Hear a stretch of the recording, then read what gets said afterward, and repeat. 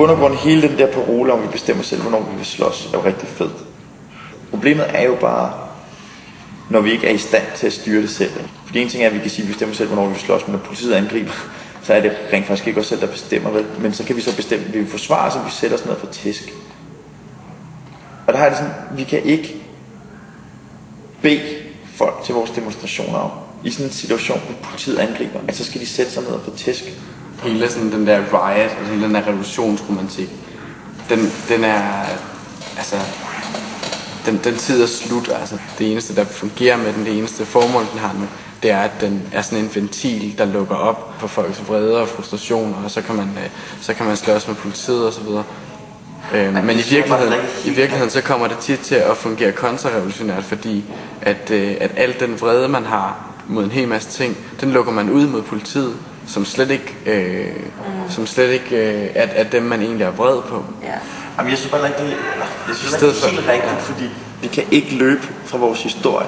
Altså, da bevægelsen opstod, og vi lavede et ungdomshus, og ansøgte om det på fuldstændig normal vis, så blev de jo bare ignoreret. De fik jo ikke noget før, de sagde, prøv lige her, vi mener faktisk noget med det her krav. Nu tager vi bare et tomt hus i brug. Så begyndte de at få tæsk af panserne, så fik de tåregas. Og så på den tidspunkt begyndte de at forsvare sig. Og det var derfor, man fik huset. Og så kan det godt være, at vi alle sammen i virkeligheden helst ikke vil have, at den der konfrontation kommer. Men vi er nødt til at forholde os til, det her hus var bare aldrig nogensinde blevet til noget, hvis det ikke havde været for den kamp.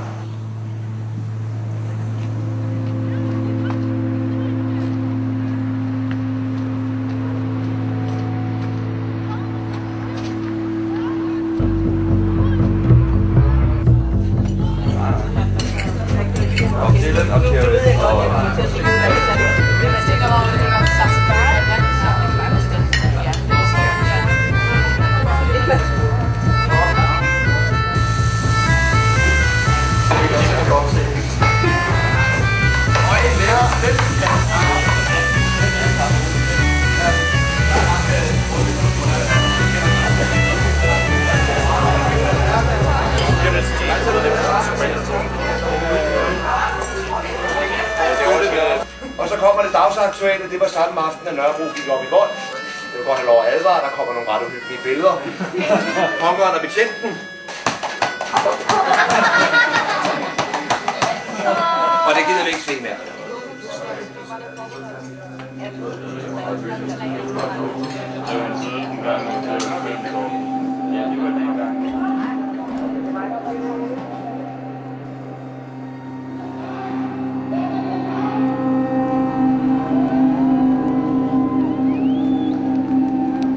I Jylland hjem, hvor jeg kommer fra, og det er bare sådan en lille flække, hvor alle ligner hinanden, og hvor det er totalt virkelig røvsygt, altså. Og så er folk sådan, hvorfor kan du ikke bare lade dem leve, som de vil leve, og hvorfor kan du ikke bare lade dem, altså det er jo sådan, de har valgt at bygge den her by op, og de vil gerne have en by, hvor der ikke er noget graffiti, og hvor alting ser pænt og ordentligt ud, og hvor alle ligner hinanden. Men da jeg boede der havde jeg ikke valgt det. Og jeg ville ønske, at det var helt anderledes. Og jeg ville ønske, at der var bare en lille bitte gnist af noget, der var anderledes, som jeg kunne forholde mig til. Men det var der ikke. Altså, der var bare totalt dødt, hvis man ikke var ligesom flertallet. Det har jo altid været typisk for homoseksuelle, for eksempel, at de flytter til store byer. Eller folk, som på en eller anden måde ikke ganske enkelt ikke passer ind i mængden. De flytter til store byer. Hvorfor gør de det? Det er fordi, der er sådan nogle steder som Ungdomshuset. Hvis der alligevel kun er det samme inde i København, som der er i Herning, hvorfor fanden skulle folk så flytte? Og så kan du jo flytte nok så meget til København, men du bliver ved med at være ensom og ulykkelig.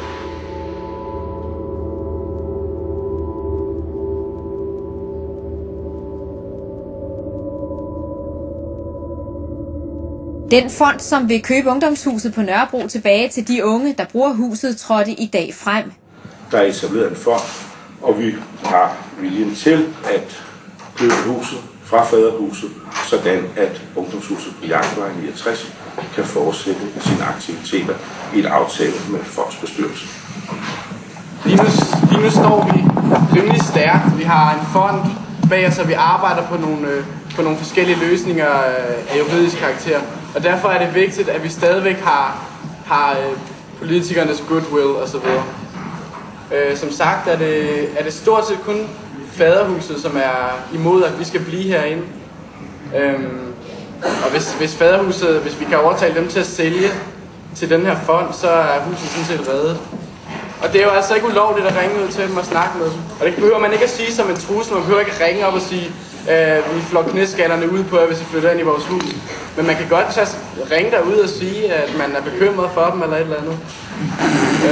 Eller hvad man nu vil, ikke? Så har vi prøvet at køre nogle kampagner sådan lidt i det små, hvor vi har prøvet at ringe meget til dem og tage ud og besøge dem osv. Og vi har fået aflyst alle deres gudstjenester den sidste 1,5 måned. Og vi har fået lukket deres telefoner flere gange.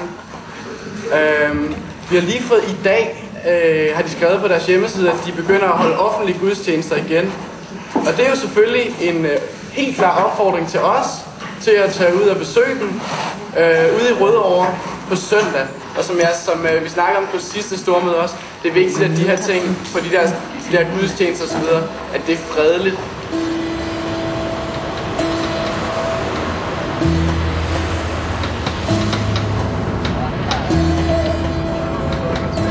Kommer der en til? Hvor er det ikke? Den lige hernede, jeg er vokset op. Det er den sejeste hun i hele verden. Hun er så sød.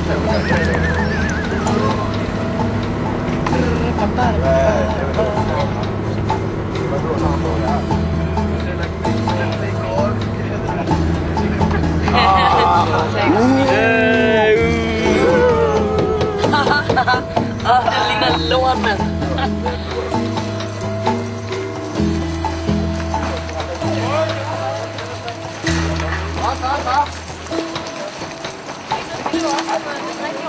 Det er politiet! Sæt jer ned! Klokken er nu 10 minutter i 2, og I er alle sammen anholdt! Sæt jer ned! Sæt jer ned nu! Sæt jer! Sæt jer træt! Hold dig sammen! Nu! Hvem er I sætter hernede, hvor? Hvad med dig? Lad nu være, hvad der er! Hvad er det, jeg har? Lad nu være, mand! Så er det ikke løs i hånden på den måde! Lad nu være!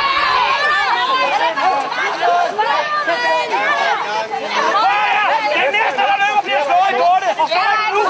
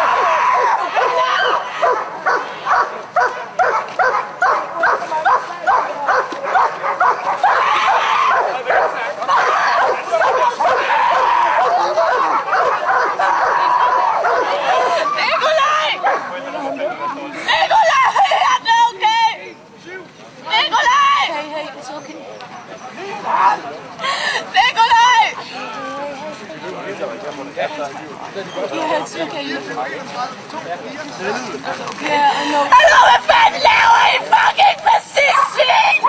I kan sgu da ikke tage små folk på den måde! Hold nu din kæft, det er ikke din kæreste, der ligger der og ikke kan bevæge sig!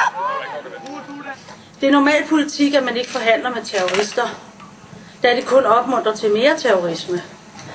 Som ejer af huset vælger vi derfor at stå fast. Det er nu 3. gang, at vi må meddele, at ejendommen stadig ikke er til salg, uanset prisen. Som vi her hørte, baner faderhusets nej til at sælge ungdomshuset vejen for gadekampe på Nørrebro. Volden er rykket nærmere, og bydelens borgere frygter det værste. De unge har svoret, at de ikke forlader